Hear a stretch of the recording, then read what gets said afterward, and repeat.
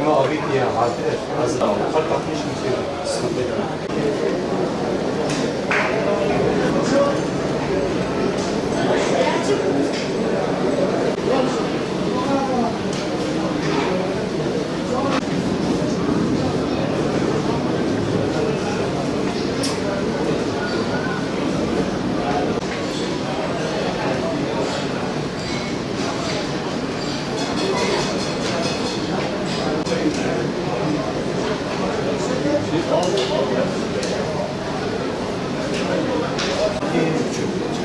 Salucili d'aspetto. Salucili d'aspetto.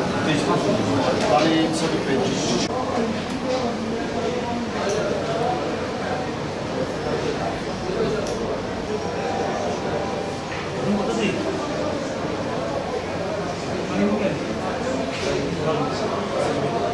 Başka sahne.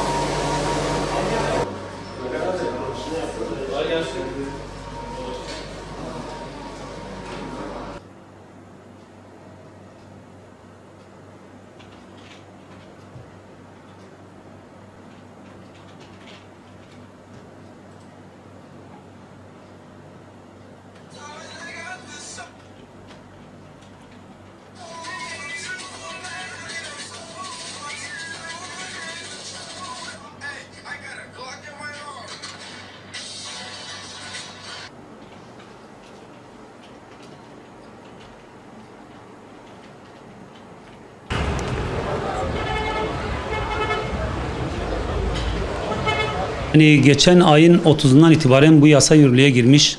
Bu pasaport üzerinde kaydolan telefon üzerinde bir yasadır. Daha önceki yasada 2 yılda bir yurt dışına gitmiş gelmiş olan bir insanın kendi üzerine oradan bir telefon alıp getirip burada kendi pasaportu üzerinde devlete maliyeye 618 milyon vergi vermek kaydıyla kayıt altına alıyordu. O telefon bir nevin garantili sayılıyordu. O şu anki Mayıs'ın 30'undan itibaren çıkan bu yasayla bunun önüne geçilmiş oldu. Şu anki yasa diyor ki 2 yıldan 3 yıla kadar çıkartılmış bir yolcu beraberinde telefon getirebilmesi için 3 yılda bir kayıt yapabilir pasaportu üzerine. Artı o şahıs yolcu sadece TC'si üzerinde kayıtlı telefon, diyelim ki sim kartından başkası o telefona giremeyecek. Yani şu anlama geliyor ki yarın o yolcu diyelim ki o telefonu kullandığı 5-6 yıl sonra satmak istediği, ikinci ele en azından değiştirmek istediği, o adam bunu satamaz. Sattığı takdirde o alan şahıs kartını taktığında şebeke gelmeyecek. Bunun önüne geçilmiş oluyor. O zaman yani 3 yıl bir nevin o adam telefonu yanında bulundurması lazım. Ki dolayısıyla da bizim halkımız da yani telefon alıyor, bir bakıyorsun yeni bir model çıkıyor, bir 2 ay 3 ay sonra tekrar değiştirmek zorunda kalıyor. Bu yasa vesilesiyle bir nevin pasaport kaydının önü geçilmiş oluyor. Bir nevin devletin kasasına para girmeyecek yani bu yasayla. Piyasaya zararı şudur: biz esnaf olarak diyelim ki sıfırdan hariç ikinci elde alıp satıyoruz. Bu yasa vesilesiyle artık ikinci el piyasaya girmeyecek. Bir nevin kısıtlama olacak. Özellikle o yolcu beraberinde gelecek olan telefon kaydı olmayınca tabi piyasada da ticaret aksaklığı olacak yani. İkinci el piyasaya girmediği takdirde işler biraz daha düşecek. Zaten işler bayağı zaten bu krizler dolayısıyla biraz düşüktü. Bu yasa dolayısıyla biz esnaflar yani şu andan biz hissediyoruz ki daha da düşecek. Çünkü bu kayıt işlemiyle işler biraz daha düşmüş olacak. Yani. Kaçakçılığın önüne geçilmesine yönelik mi yapıldı yoksa daha bilmediğimiz bir şey için mi? Yani şimdi benim tahminime göre zaten yapılan bunun içindir. Normalde Cumhurbaşkanımıza söylenen ya da onlar bu vesileyle bu yasayı çıkartmışlardır ama bu kaçakçılıkla hiçbir alakası yoktur. Çünkü pasaport olan her şahıs yurt dışına gidip geldiğinde 2 yılda bir telefon getirme hakkı var. Bu telefonu getirir, akrabalarına hediye eder, ya başkasına verir ya kendisi kayıt yapar. Kendi pasaport üzerinde 618 milyon maliye vergi vermek şartıyla TDK'ya kaydeder. Kaydettikten sonra bu telefonu ister satar, ister kullanır, ister ikinci el olduğunda değiştirir. Bir sıkıntı yok. Hem ticaret döner, bir aksaklık olmaz. Hem de bu insan oradan bir telefon getirdiğinde biraz daha avantajlı olsun diye kendine getirmiş, kaydetmiş olur. Ama bu yasayla artık kaydın önü alınmış oldu. Bir daha kimse pasaport yurt dışından yani gelen bir şahıs pasaport üzerine telefon kayıt etmeyecek. Yani şu anki bir yasayla beraber. Almayacak. Öyle gözüküyor. Devletin çıkardığı yeni yasadan sonra zaten alım gücü pek fazla olmayan insanlarımızdaki bu alım gücü daha da zorlaştı. Piyasa zaten durgun, kötü bir halde.